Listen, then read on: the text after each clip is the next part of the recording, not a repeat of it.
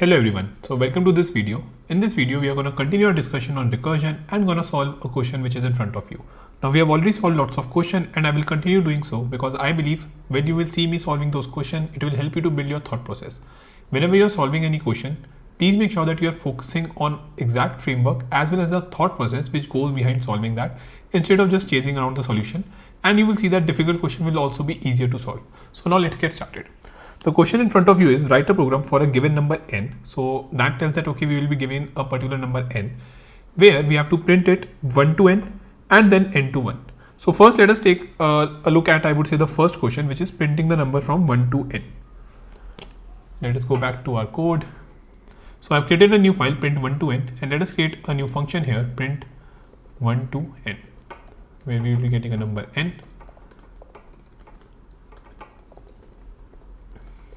And let's say the number is 5. Great. So let us once go back into your, I would say, notepad and try to see some things. The question basically asks us to print a number, but of course we have to do it recursively, right? This is something which is a very easy question, but there's some concept which I want you to explain via this. Now, if you have to do this recursively, the way you have to think about this problem is that you will be doing some part of your work and rest recursion will actually be taken care of, right? So let us now try to see what part is that which we will be taking care of. So if we have to print numbers from 1 to n, I feel what is that one part which we can actually do is we can print a single number and we can let or ask recursion to print the rest of the numbers, right? So one number we will take care of, rest all we will ask recursion to actually do for us. So on that note, what we can do, so we have to print 1 to n, right? We will be first calling our code with n is equals to 5, and this is our print function, print 1 to n. Now if I have to actually print them and I have to start from 1, what I have to do is to make sure that 1 is getting printed first, because if I print 5, which is the number I am getting in my function first, right? So let's say this is our output screen. If I print 5 first, then of course I don't have any particular way to stop it, right? I cannot remove it or even delete it and then print 1 after it, right? So what we can do is, first let us think of a base case. I think base case is very easy. If n is 1, okay, or let's say if n is 0, then we don't have to do anything, right? We can return just. So if n is less than equal to 0, maybe I can write it like this. If my n is less than equal to 0, because I have to print from 1 to n, right? So I have to start from 1 and go till n. So if someone is giving me any number, let's say -3 as well, it is not a valid input, right? So please make sure that you think of the base case very much properly. So this is your base case, okay?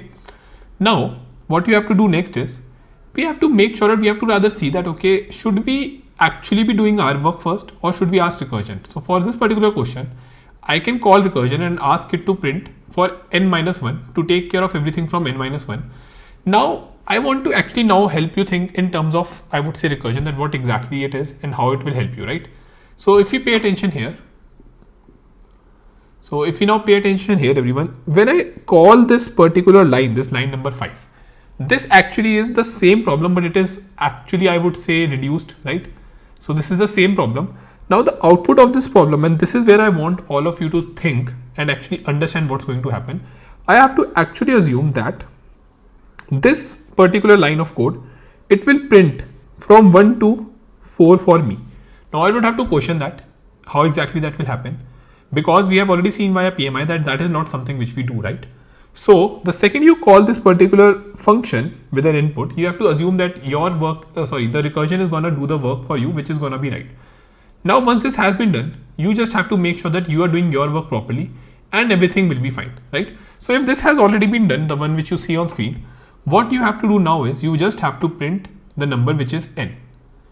And if we run this, because we have done our work properly, recursion, we assume that it will be doing things properly. And this is the base case as well, right? So all the things are being taken care of. And if I run this, I'm able to get my answer. This is printing the number from 1 to n. Now, again, I know this question is very easy, but the thing which I want you to focus on is the understanding. So whenever you are calling the function itself on a same smaller problem, this is what you have to assume and this is how you have to solve the questions, right? So instead of just thinking on the solution the very first time you, I would see any particular problem in recursion or anywhere as well, please make sure that you understand the approach, you are able to actually build a thought process and then try to write the code for it. Okay, so again, I think this is pretty easy to comprehend and understand. Maybe I can just run it quickly on Python tutor 1. So let us do that. Let us remove our Fibonacci code. So this is pretty straightforward. Function is going to get defined and we are calling it for 5. Now, of course, first we will see n is equals to 5. It's not the base case, so we are not going to return. And we are calling this for the smaller problem. Now, the thing which I've asked you, always remember that you don't have to draw these functions and everything while writing the code. Once you write the code, and I would say even before writing, you can then of course draw that. But please, while writing, it will be a little problematic because you will be thinking that, okay, what will happen when n is equal to 3, then 2, then 1? No, you don't have to do that. You just assume that this is going to do the work for you. And as we move forward and even solve difficult question, you will actually see how powerful this particular technique is. So now going forward, of course, now let us see, we are going to call for n is equals to 4. The same thing is going to happen, then 3, 2, 1, and 0. So 0 for n is equals to 0, it's going to return, right? Because this is the base case. So this is going to return, nothing is going to get printed. Now in print 1 to n, the line says print n. N here is 1, so we are going to print 1 to screen. Okay, it's going to return nothing. So you have to understand this as well, that it will be still returning nothing because a function in Python either returns none or any value which you want it to return. Going forward, same is going to happen for 2, same is going to happen for 3, same is going to happen for 4, same is going to happen for 5, and we will come out of this function and our result is on in front of us. Okay, so I hope with this particular function is clear. Now you can also draw the recursion tree for this particular thing, though it will be a little easy, but I still want you to draw it so that you get the understanding clear. In the next video, we are going to do this print n to 1 question, and I'm going to then explain you what the exact difference arises in these questions, right? So I hope this is clear.